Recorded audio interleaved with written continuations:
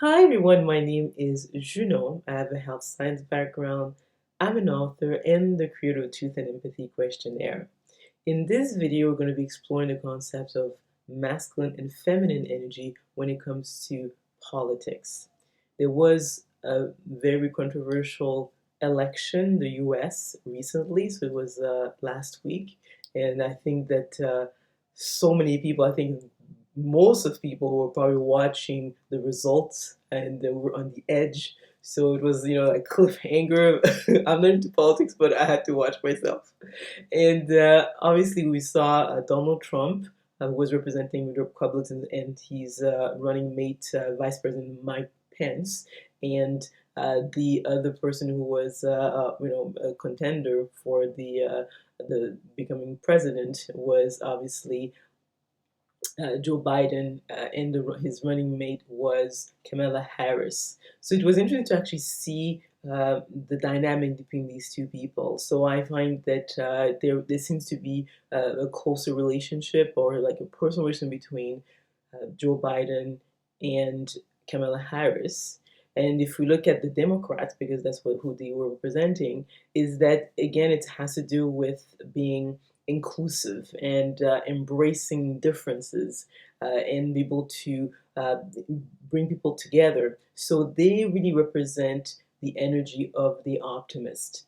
And even Joe Biden, although he's a male, he married, he's heterosexual, but he has more of a feminine energy.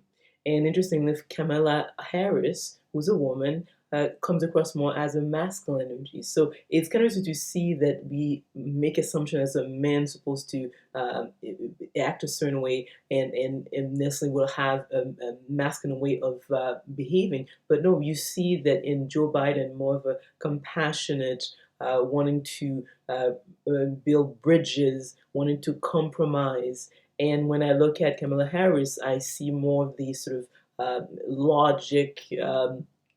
She's very sort of sticks to the facts. When I watch her, I mean, I'm not a specialist when it comes to politics, but that's how she comes across. Although, again, she is an heterosexual woman, she's married, she has children. So we can see that again, this dynamic. She is a woman of mixed race, so her father is from Jamaican descent, and her mother is Southeast Asian. She's a woman already. That's interesting. The fact also there's a big age gap between Harris and uh, Biden. So the message is, even though we have all these apparent differences, we're more alike than different. And by contrast, we look at Donald Trump, which represents more of a masculine energy, and the Republican Party really represent more the administrators, so people who like to keep borders from people. They like to hold on to traditional values, and they're sort of wary of foreigners and all these sort of concepts, and they're more divisive.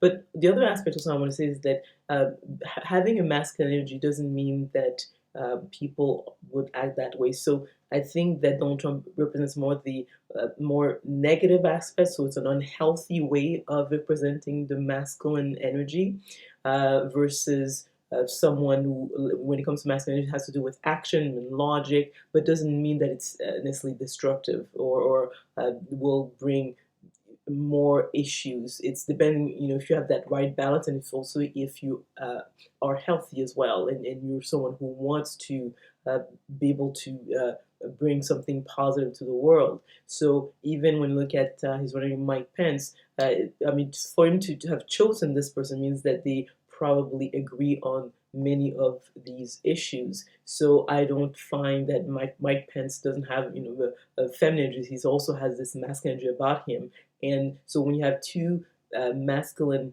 energies going and they're not necessarily healthy, then you see more issues compared to, let's say, Biden and Harris, who seem to be more balanced. So I think it's interesting to actually see that these concepts of personality types can be express themselves in many arenas of life. Politics could be government, could be in school, could be in your relationships, could be in friendships. So in romantic relation, obviously. So it's nice to be able to see that and realize that they all play a role in bring a different reality, or to see whether or not it will be constructive or destructive. So I trust that this video was interesting. If you liked it, literally, click and like it, and subscribe to our channel. Talk to you soon.